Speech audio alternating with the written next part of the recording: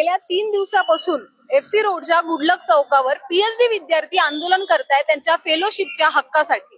आणि आज तो तिसरा दिवस आहे आणि अजूनही गव्हर्नमेंटने काहीच कारवाई केलेली नाही गोष्टीवर किंवा थोडीही दक्षता घेतलेली नाहीये। तर आपण ह्याच विद्यार्थ्यांकडून जाणून घेऊया, दादा काय आहे तुमची मागणी? मी स्वतः एक कृषी संशोधक विद्यार्थी आहे, VNMKV परभणीतून आलेलो आहे। आमच्या मागण्या एवढ्याच आहेत की जे काय 1.5 वर्षापासून 2 वर्षापासून सरकारने किंवा ज्या स्वायत्त संस्था आहेत त्यांनी ज्या जाहिराती आहेत, जसं की भारती असेल, महाज्योती असेल आणि RT आणि अमृत ह्या आता आलेल्या आहेत, त्यांचं PhD धोरण आता चालू होत आहे, त्या पण त्या जाहिरात लवकर प्रसिद्ध झाल्या पाहिजेत, ह्याच आमच्या प्रमुख मागण्या आहेत। त्याचबरोबर या जाहिराती प्रसिद्ध करून सरसकट सगळ्यांना नोंदणी दिनांकापासून देण्यात यावी। व आमच्या आता सगळे जे विद्यार्थी आहेत ना, काही 4ही विद्यापीठातले विद्यार्थी आहेत, नॉन ट्रॅडिशनलचे विद्यार्थी आहेत, त्याच्यामध्ये 23-24 बॅच व 24-25 बॅच ह्या दोन्ही बॅचचे विद्यार्थी आहेत। तर सरकारकडे एक मागणी आहे, लवकरात लवकर जाहिरात तात्काळ प्रसिद्ध करून ती स्वतंत्र जाहिरात प्रसिद्ध करावी। आणि ऍग्रिकल्चरचा एक विषय सांगायचं म्हणला तर हा जो आहे, हा रिपोर्ट जो आहे ICARचा रिपोर्ट आहे। ICAR ही एक सेंट्रल बॉडी आहे जी ऍग्रिकल्चरला कंडक्ट, म्हणजे अपेक्स बॉडी आहे ऍग्रिकल्चरची। याच्यामध्ये असं दिलेलं आहे या रिपोर्टमध्ये की जर कृषीमध्ये तुम्ही 1 रुपया जर इन्व्हेस्ट केला तर तुम्हाला ते कृषीच्या संशोधनामध्ये जर 1 रुपया इन्व्हेस्ट केला तर तुम्हाला रिटर्न्स मध्ये 13 ते 14 रुपये रिटर्न्स देऊ शकतं। म्हणजे इतकं क्वालिटी रिसर्च आहे, तर तुम्ही कृषीच्या विद्यार्थी जे PhD विद्यार्थ्यांना वेटीस का धरताय? आमच्या जर विद्यार्थ्यांची तुम्ही रिसर्च बघितला तर प्रत्येक विद्यार्थ्याच्या रिसर्चसाठी लागणारं बजेट हे आमच्या प्रत्येक विद्यार्थ्याचं रिसर्च 3 वर्षात कंप्लीट होतं।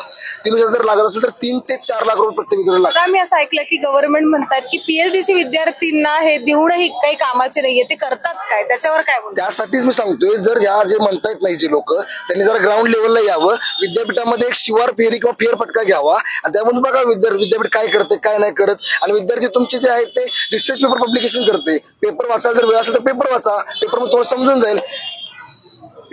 समजून जाईल मुलांनी काय रिझल्ट आणले, काय केले, काय नाही, त्यांचे एफर्ट्स काय आहेत। मी स्वतः ऍग्रिकल्चर मेट्रोलॉजीचा विद्यार्थी आहे, मला सकाळी 7 वाजता 7:23 ला आमचे ऑब्झर्वेशन असतात, तेव्हापासून संध्याकाळपर्यंत आम्हाला फील्डवरती थांबावं लागतं, जे काही डायरेक्ट टेम्परेचर असतं ते घ्यावं लागतात, फील्डवरतीच थांबावं लागतं, म्हणजे त्याच्या व्यतिरिक्त आम्हाला कोणते काम नाहीये।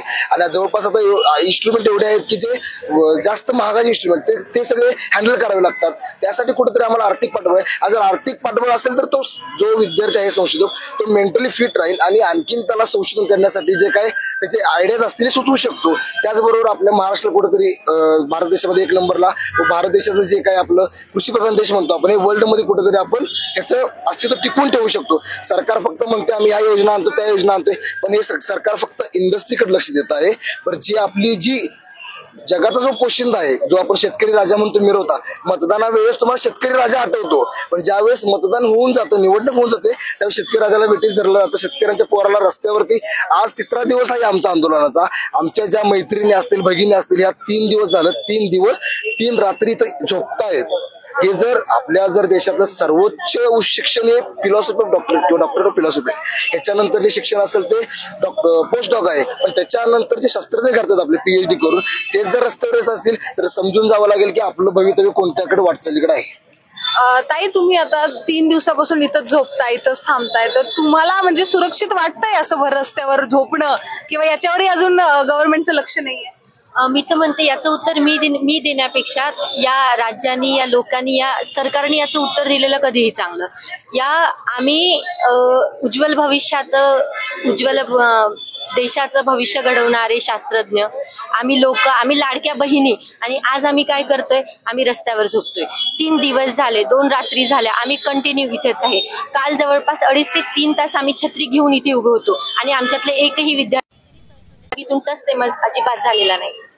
कितीही तब्येत खराब हो, पूर्ण ओलं झालो, तब्येती खराब व्हायला कित्येक जणांना गेलो नाही। पोलीस सुरक्षा आहे इथं तुमच्यासाठी? आमच्यावर लक्ष द्यायला नक्कीच, पण आमच्या सुरक्षेसाठी अजिबात नाही। 2 रात्री झाल्या, इथे एकही महिला कॉन्स्टेबल ज्या होत्या त्या नव्हत्या।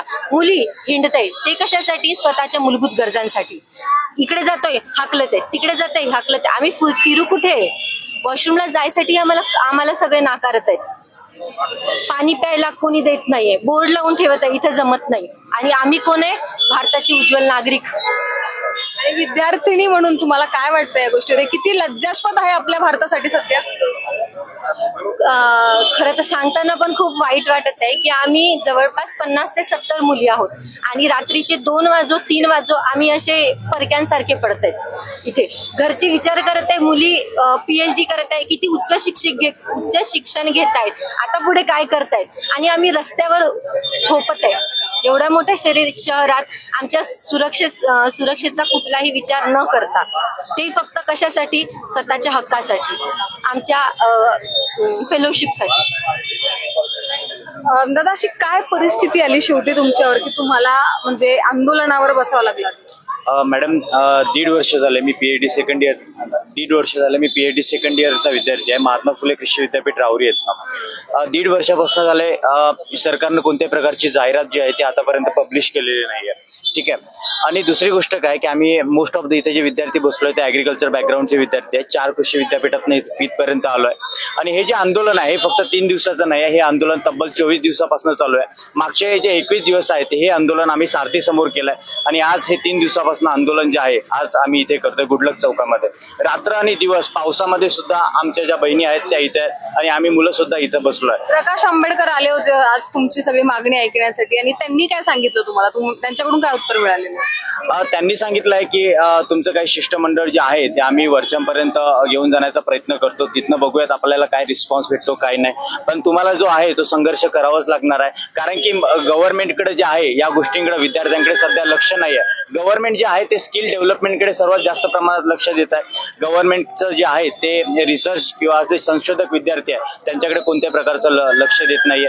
आणि प्रकाश आंबेडकर साहेब जे बोललेत त्यांनीच बोलून दाखवलं की संशोधनाकडे लक्ष देण्याची खूप गरज आहे आणि ही आपल्या देशाची नीड आहे. मला काय वाटतं, आता आज तर 3रा दिवस आहे, पण अजून किती दिवस हे आंदोलन चालणार आहे? या ज्या सगळ्या वैज्ञानिक आपल्या इथं बसलेल्या किती दिवस त्यांना असं रस्त्यावर बसावं लागणार आहे? मॅडम, जोपर्यंत आमच्या ज्या मागण्या आहेत तोपर्यंत पूर्ण होत नाही तोपर्यंत आम्ही इथेच बसणार आहे, ते पण रात्र आणि दिवस. जोपर्यंत जी ऍडव्हर्टाइजमेंट आहे ती पोर्टलवर जे आहे, सारथीच्या पोर्टलवर असू द्या, पार्टीच्या, महाज्योतीच्या, अमृतच्या सर्व पोर्टलवर जोपर्यंत पब्लिश होत नाही तोपर्यंत आम्ही इथं बसणार आहे.